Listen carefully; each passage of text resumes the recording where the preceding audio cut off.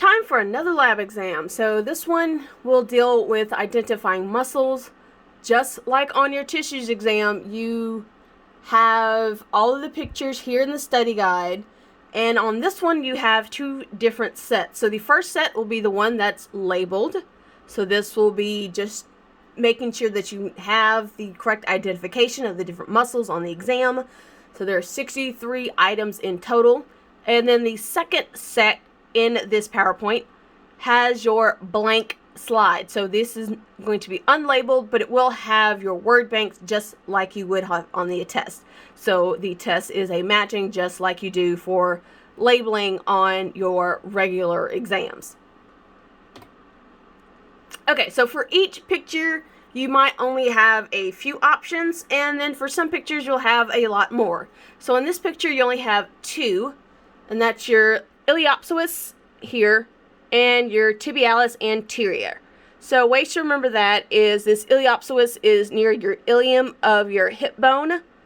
The tibialis anterior, so your tibia, is down here at the front of your lower leg, and anterior being front of it. So it's that muscle is in front of that muscle. So if anything, you remember, okay, tibia is down here, so this one just has to be the other one. So a lot of this test you can do from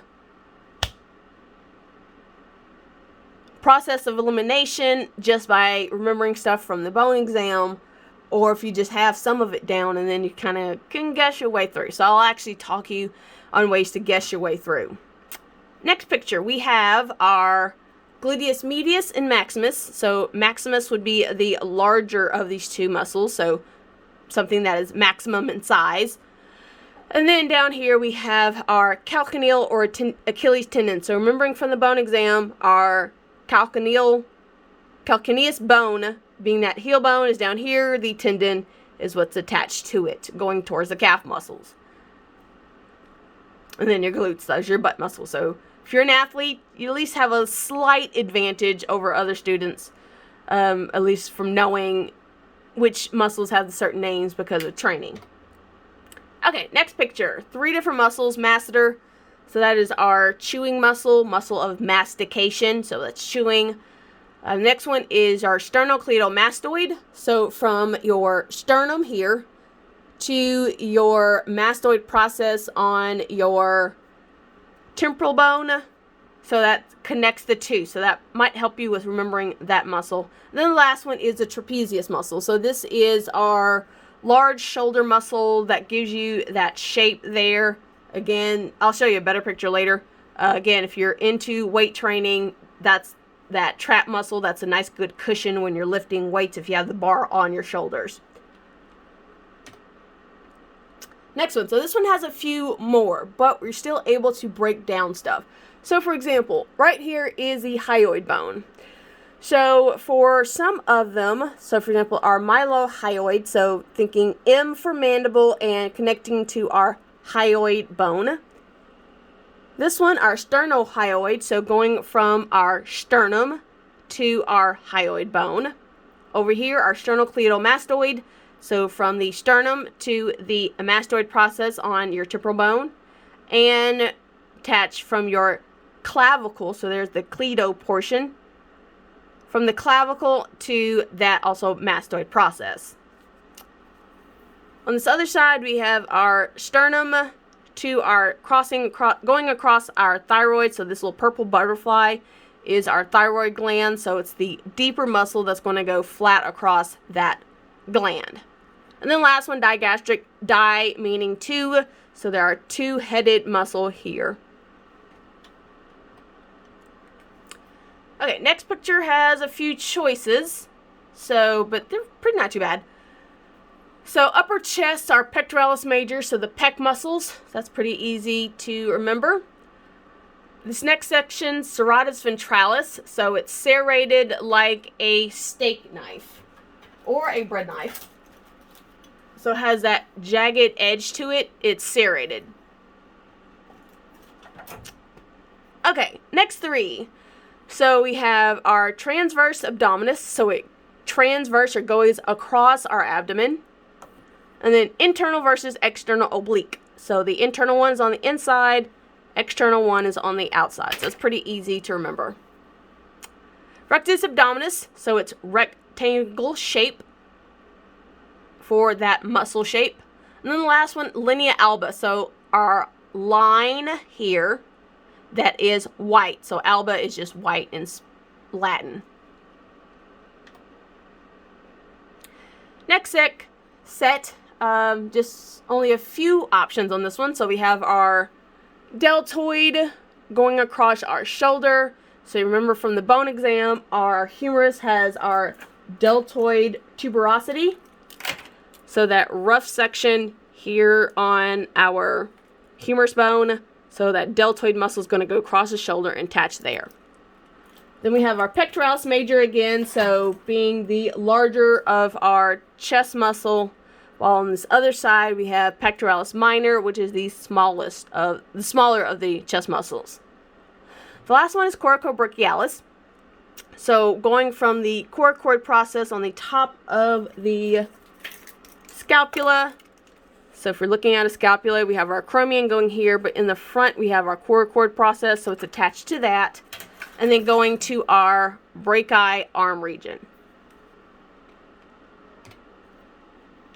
Okay, a lot of stuff on here, but again, I'm going to talk you through it. So we have our trapezius muscle, and one way one student gave me to remember this is that since it is kind of in the shape of a star, if you had both sides of this muscle be like a 4-pointed star, she remembered it as trap star. And that's how she was able to do well in tests. So finding what works for you. If you want to let me know stuff, I'll just add to however I teach this and give even more pointers.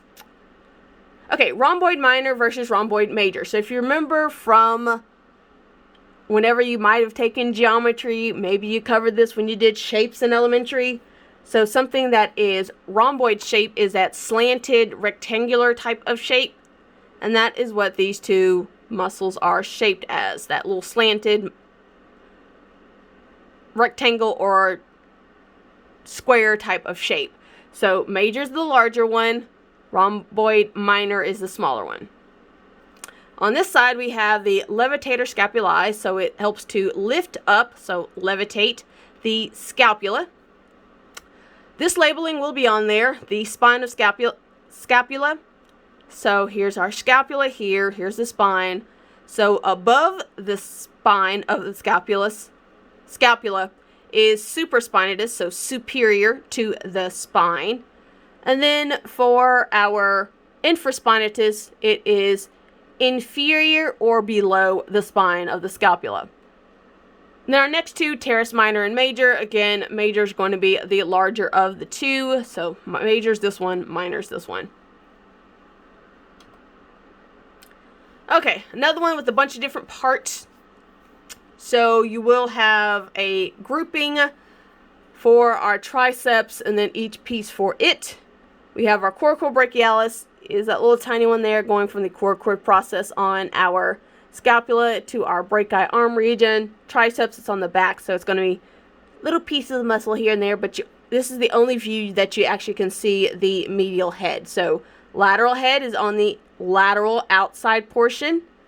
Our medial is on the inner portion, so towards midline. And then the long head is just this one back here. It's the longer one, so we'll see in another picture. You actually can see that yes, it is the longer of those three heads on your triceps. So tri meaning three, so it has three heads. Next one, biceps brachii, so our muscle that people like to flex, so that's this muscle there, but the one that's actually doing the work of that flex is your brachialis, which is behind it. And then brachioradialis, so this one here going from our brachii arm region down towards our radius. So remembering our anatomical position where, can't see that, get the dude, where your palm is facing outward. So on this side is your radius side on your thumb side. So this muscle is also on that same radius thumb side.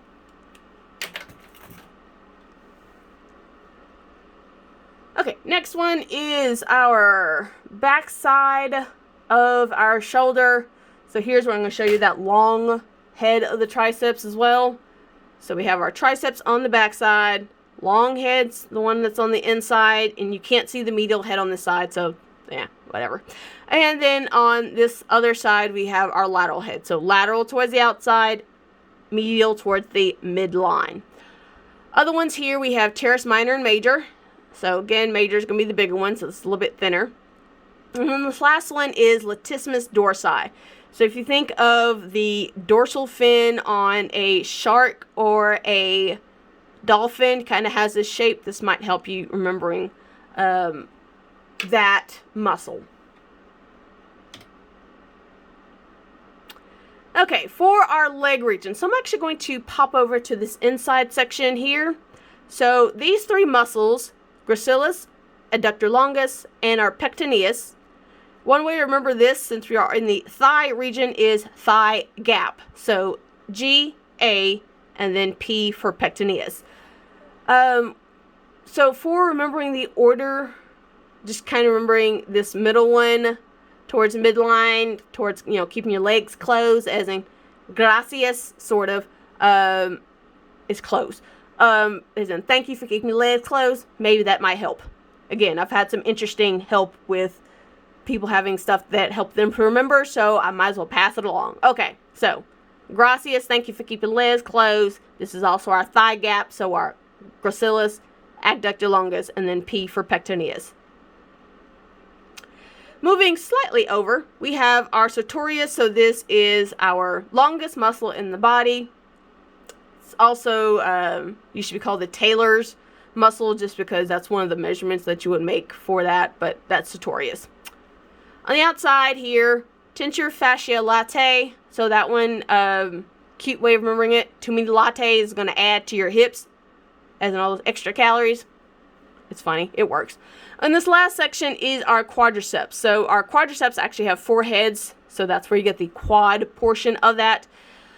The femoris, dealing with the femur bone, that is right there in that location. And the 3 heads that we can see in this picture, we have rectus femoris, which is the one that's in the middle on top, or more anteriorly.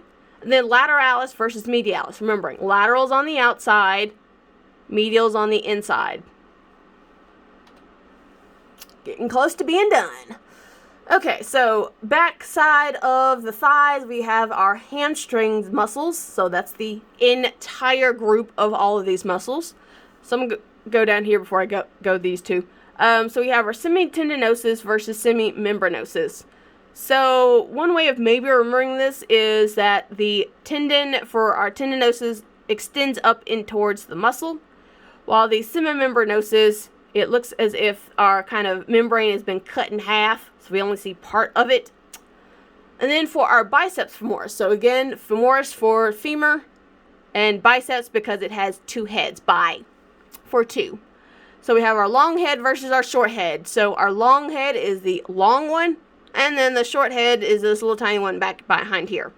So that's pretty easy. Last slide before we get into our blank region. So only 2 that you'll need to know for this picture.